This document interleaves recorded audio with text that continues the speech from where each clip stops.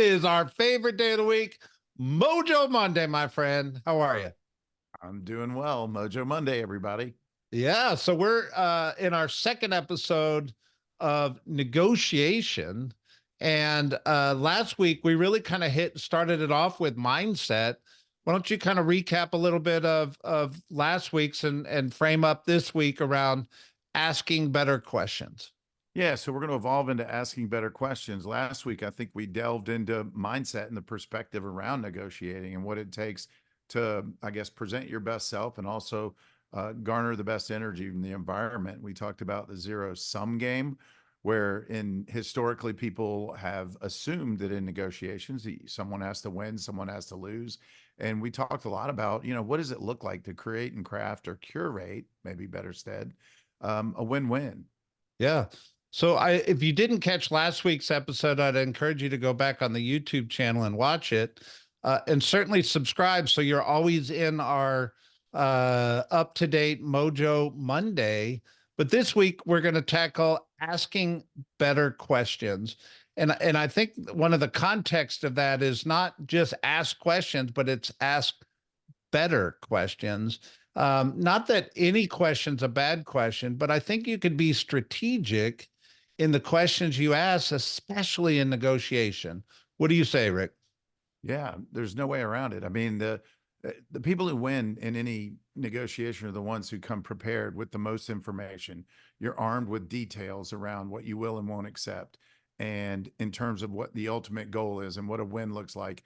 And it's like anything in target shooting, you can't hit the target effectively without being really clear on what the target is. And, my first piece of advice when it comes to negotiating is put your own emotional, context on a shelf and make sure that your focus is squarely centered on the recipient or the person you're representing. Yeah, I think one of the themes of today's conversation, if you're listening to this, is it's really about around preparation. Meaning, yes, when you've done this for a long time and you've honed your craft, some of those better questions just are in the repertoire, if you will. Um, but until you get to that point, you really got to be prepared and purposeful in that preparation of having those questions together. So let's talk a little bit about the questions. I think one of the biggest strategies is open-ended questions. And before you answer that, Rick, I think a framework really is a question unasked is a question unanswered, meaning if you don't ask anything, you're not going to get any answers. But the strategy starts with open ended. Tell me what that means. It just basically means don't ask questions with yes, no answers that close the loop on a conversation. And it also eliminates the potential for them to share details that will illuminate more perspective. Do you like eggs? Yes. And if that ends your conversation, you may not realize, I like scrambled. Do you like fried? Do you like them over easy? What if you were to, mix your eggs with salmon and, smoked salmon and cream cheese? And so there's 1,000 ways to get clarity, but it all starts with an open-ended question. So if you were to love eggs, what might that look like? And then whatever they tell you, go, and if you were to take it to the next level, what might that look like? And I'm using a silly example, but No. I I'm think getting hungry on Monday morning you here. guys you're getting the point. We are going eggs straight up Monday morning, but you guys get the point. You don't want the answer to be yes or no, and you want it to lead to further interrogation to get clearer about what the ultimate position, their perspective. Again, you're interrogating reality. Yeah, I mean, you can just think back to those conversations in life that weren't the most rich conversations, is because they were very low level, single answer type questions. And you're like, well, okay. And you move on down the road. Well, in a negotiation, you actually kind of want people to like you. And if you ask open ended questions, they actually lean forward in their answer versus leaning back if they're just saying, yeah, I like eggs, or man, I really prefer my egg scrambled with a little cream in it and maybe a little butter. And I certainly like topping it off with a little salt and pepper, Rick. I would lean forward in answering that question. So that open-ended dialogue actually creates a very rich conversation from a negotiation perspective. And I think it kind of leads us into our next conversation. So if open-ended is important, I think the second thing is really kind of going 3 levels deep Yeah. and not just taking surface answers. Yeah. So I'll give another example, by the way, that's more pertinent to those of us in real estate. Not eggs. I had a client many, many years ago, and this client said, we have to have an acre. And their budget didn't really speak to their ability to buy an acre of land with the house that, met their demands, 4 bedrooms, 3 baths, full basement on an acre, inside X city. And I remember I scan instead of going deep. My first blush was, all right, let me see what I can find. I'll get back to you and we'll figure it out. So although we're not negotiating the purchase, every conversation to some degree is a negotiation for Sure. position, and whether you're the right person and whether, it's mutually benefiting. And are you able to deliver on promises? That's the key to winning as well with people. And when I came back with a pretty thin, short list, in frustration, we even looked at a few of the houses that were on the list. They were like, yeah, not even close. And it just struck me at one point. I'm like, tell me more about why you want an acre, because there aren't many acre lots were just uncommon in that particular community. And I wish I'd had brilliance in the moment, but I learned a valuable lesson that did, bode well for years.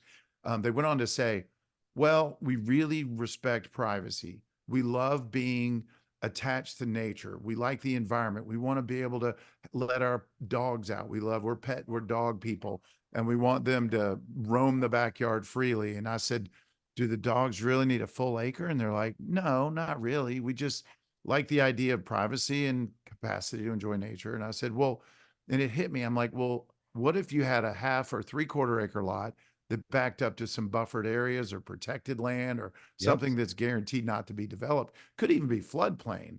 And they were like, oh, floodplain. I'm like, you could have land that's not attached to your dwelling and you still be elevated well above it, but it guarantees that there aren't going to be dwellings because of current codes and restrictive covenants. And it was Abs- cool because we were able to take their mindset and shift from I've got to have an acre to a 1/4 acre with the right buffer could work, half acre could work. All of a sudden our list was blown up into, 40 or 50 beautiful options. Possibility, right? They found the perfect house. But that's an example of going 3 deep. So how would that work? And what would that look like? And if your dogs needed to run, I mean, how far do you want them to run? And what is define privacy for me? Get really clear. And so that's a real example of going 3 deep. Yeah, I mean, I think the purpose of it is to discover possibility inside the negotiation, right? And sometimes it could just be simply a simple question of what is I'm representing a buyer in a transaction. What is the seller really looking for to make this a win for them? Okay, I need the price. Tell me what about the price makes it attractive, right? Level two. And then it could just be, are there any other terms around the price that seller is really looking for in this transaction? Because we want to customize our offer to you to try to hit as many as possible. And then we're asking levels of deep questions to really customize, or the perception of customization, to get to the actual signing, the closing table. And I just think interrogating reality could be another talking point here, which means what somebody tells you isn't always what they mean. In this context, Rick, with your acre, they told you an acre, but that's really not what they meant. And it was your job to discover that, so then you could actually work towards negotiation strategy of winning. Exactly right. And you're speaking to the nature of being curious and creative. And when you bring both of those, you end up winning. You said it earlier, when you ask really good questions, you prove your professionalism and capacity to serve well. And you also bring people into the conversation because honestly, the less you talk and the more they share, the better the relationship. Yeah. And that's just served me well. And I'm certain that you guys are getting this, but being cognizant of this changes the conversation quick. Absolutely. Another thing that I'd like to bring up around asking better questions is there's kind of some truths to negotiation. One of them is if you can get somebody to state their goals. I'm looking for Yeah. privacy. I'm looking for a place for my dog to run. We're looking to where we feel like we're in nature. Those goals, I'm looking to get closer to my grandchildren. I'm looking to downsize. Once those goals are stated, people can't back away from what they've already told you, especially if it's a true goal. But people tend to hold their cards close to their chest, Rick, and sometimes they need us to ask the right question to get those goals out there. And then the second part of that is understanding people's emotional motivators is another truth to great negotiation tactics, meaning if I ask great questions, I can discover their emotional motivators. What is it about you getting down to Florida to be around your grandkids that's important to you? Right. Oh, it's the memories that you're worried you're going to miss out on. So now I'm discovering those emotional motivators. And if you think about it, the goals and the emotional motivators become the levers for me inside of negotiation when I need them. And but I won't get those if I don't ask better questions. 100%. You're spot on. And so the word motion, motion, motion, the movement is buried inside the word emotion. There's a reason without emotion, people aren't moving, at least not at the speed that you would hope for, want for, and that would illustrate true commitment. The other thing you said is that, and this is straight out of Fierce Conversations, the book by Susan Scott, no one denies their own truth. And so you need, in the process of interrogating, going three deep, to land in their truth, have them voice it. And then to your point, you're not using it against them. It is a lever, but you're using it for them because it's truly what they want.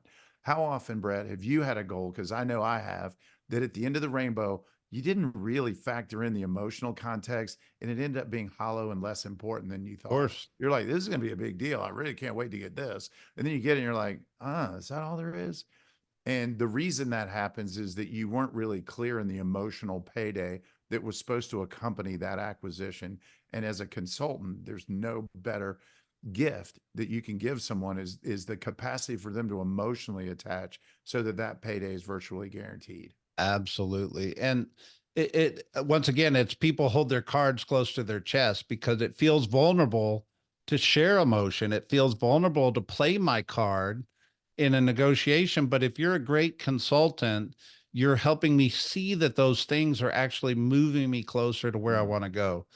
So Rick, I want to frame up something here is what somebody's on here listening. And if you're listening to this call, you realize you're in negotiating type conversations all the time, but sometimes we go into a big negotiation or we know we're going to go sit down with somebody and discuss terms. And what I would hope that you hear in this conversation is preparation's key.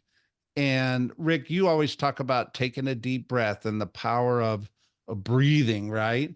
But I think knowing some of these questions ahead of time and being prepared to ask these questions ahead of time until they become second nature is really a key to success here. And I would just challenge people, maybe take some time to write down some of these questions or write your own questions. What would you say?